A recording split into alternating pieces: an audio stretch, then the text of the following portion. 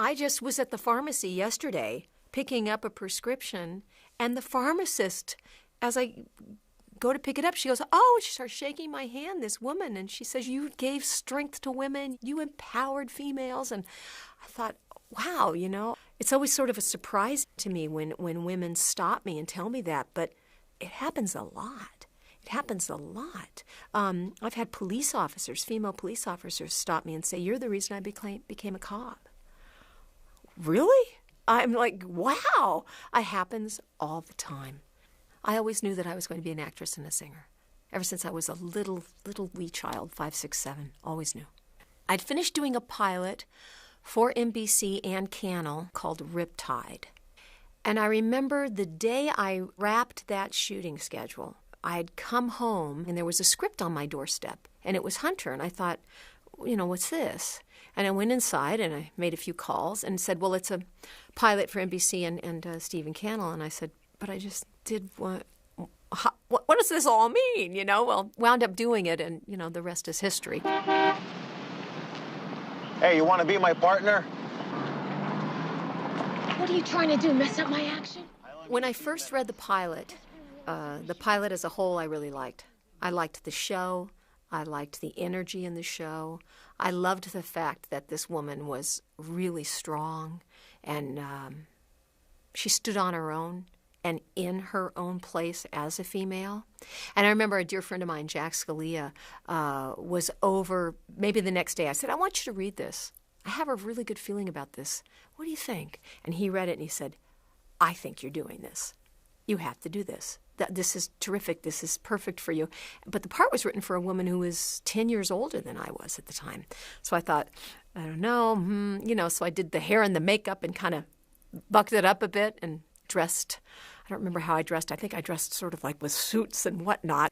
It certainly worked visually. The part as a whole I responded to. I really liked the fact that there was this strong woman who held her own. I remember Stephen Cannell telling me, originally the show was called Hunter and McCall. And I don't know, they test names and titles, and there was some other show that was on the air that had, I've forgotten what it is now, but it had 2 lead names in it, so-and-so and so-and-so. So they decided, now we better not bring another one back with those 2. Let's just make it one name.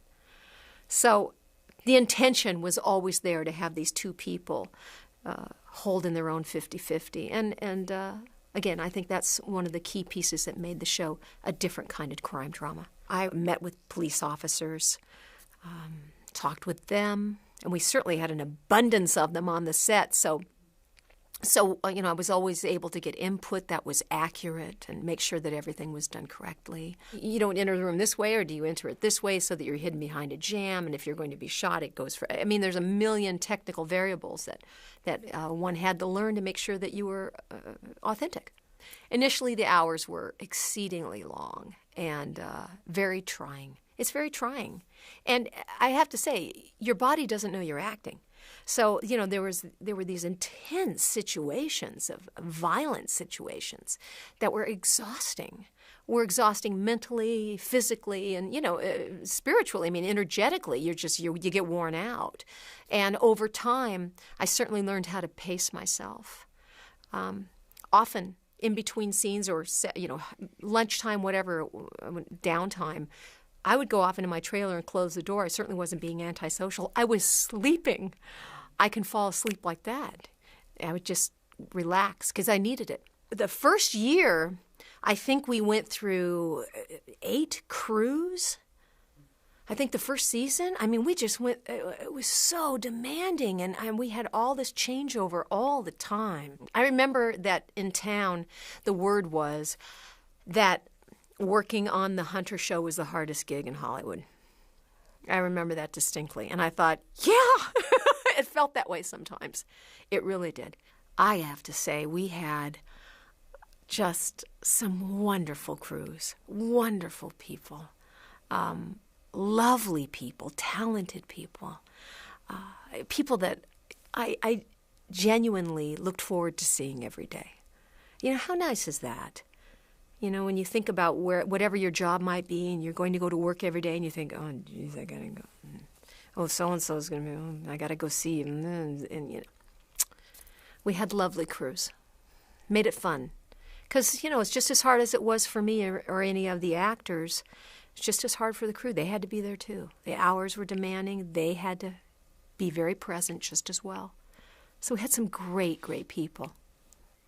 I did a lot. I learned a lot about stunt fights and just start driving and all that, which is just, who would have ever thought, They didn't teach me that in theater classes. But I learned, and it came off well. And, of course, I had some terrific stunt ladies. I really did. Some terrific ladies that did the really hard stuff or the very dangerous things. And that, with the terrific editing, you couldn't tell. Thank God, because I don't want to get hit by that man over the head with a pipe. Can't she do it? You know what I mean? Ooh. Initially, it started out as an action crime show, and it was really heavy on the action. And luckily, I had worked out a lot prior to that show. I had been a dancer, so I was in good physical shape. And then you start working those 80-hour work weeks. Who has the time to work out? Forget about being in good physical shape anymore. But over time, the show took a different energy, and it really turned more into crime drama with action put in when necessary, when the script required it, but it wasn't gratuitous. And initially it was just bam, bam all the time. And it's funny how some people got locked down on that perception and couldn't deviate. Well, it was an action show, not really only the first year. As it moved dramatically into a different space, and then it held there, and it held quite well. I always appreciated being able to sing on the show. They know I'm a singer, songwriter, so they would write in shows where I'd go undercover. And I think one of the first times that happened was Dennis Farina came on, and we did a 2-hour special. He's a terrific actor, lovely man. And then subsequently, I think we did another one with Shaka Khan came on, and I remember I had some big wild wig with hair and things, and oh God, the hair and makeup thing, that was scary. But that's what we were all doing then. We all thought we looked really good, and I guess we did then. Now we look back and we're all just absolutely horrified, but then we just thought that was so happening. Big hair, thick makeup, what were we thinking? And those shoulder pads, that were like, you didn't have a neck. Your clothes just sort of came out of your jaw, and you just had these big, oh my God. That was then. I know, some pretty scary looking stuff, isn't it? The big, like, turquoise, and hair. And I went through so much bad hair. I mean to tell you, I was an afro.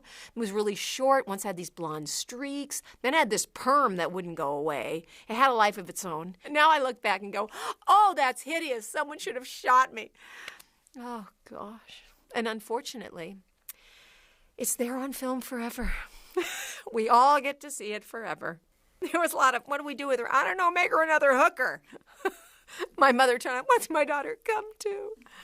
I was always a hooker. Oh, God. Did I have a problem being a hooker all the time? Well, no, I mean, it's not something I, fantasized about doing in the real world. When it was appropriate for the script, absolutely. That was one of the best things I liked about doing the show initially, is in the first couple of years, I was undercover a lot. So it enabled me to be able to use just different characters that sit inside me and different accents and people. I was always a prostitute, but I was also heroin addicts and people from other countries and different walks of life. I really enjoyed that. That was a lot of fun. Fred, even though he played this, very serious and intense and tough kind of guy that would just kick your butt, he's a very funny man. He's a very, very funny guy. He's a little wacky funny. And I'm sorry that people didn't get to see that on the show, that wasn't part of his character, because I'll tell you what, he could get me laughing. We had so many actors come through the show, so many people that have gone on to do bigger and better things. Garrett Morris, oh, wasn't he just wonderful on that show? Oh, and a funny guy. Nice man, good guy.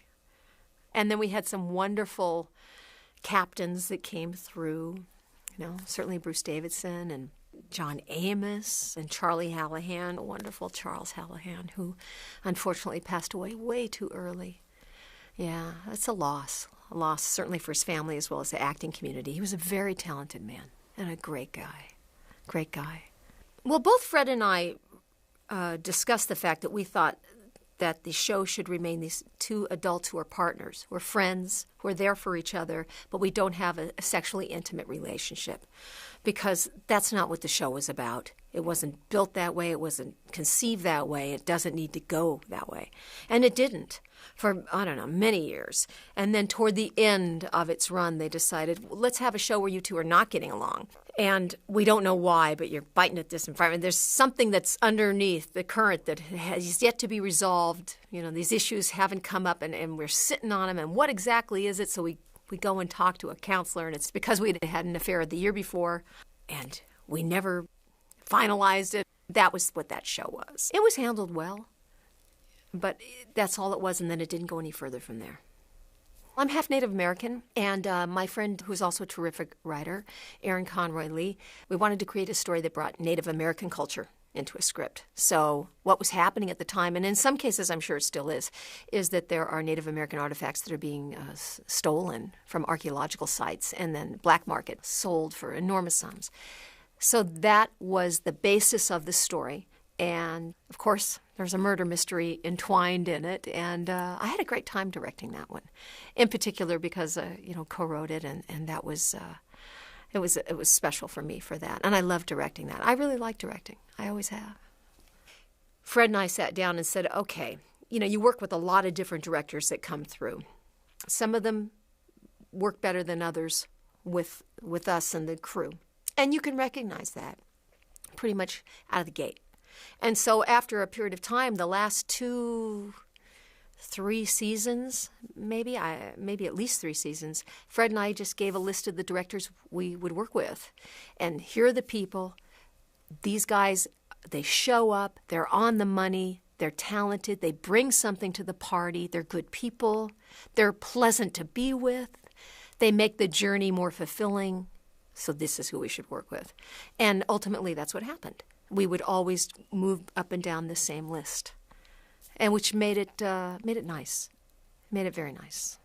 Many, many times, almost every script, I would sit and do rewrites on, and so did Fred. Not to take anything away from our writing staff, not at all. I mean, for God's sakes, I don't know how they hammer out 22 a year. It's really, really demanding. The bottom line is that no one knows your character more than you do. So if there was something that rang false, I couldn't say it. So I would have to alter that. It's not about control. It's about working together as a team. Everybody's there to do their job and to pull together to make it work. And when it happens, it's great. A perfect case in point to the character's evolution was how I chose to leave the show. What would be an obvious choice? She gets shot and she bleeds to death in the alley behind the 7-Eleven. Oh, that's inventive. I said, let's not do that. Let's make this a happy, joyful transition where she's making a purposeful change in her life, and have her meet someone and decide to leave the police force and be married. And so, yeah, that's how it turned out to be. And it was handled very nicely.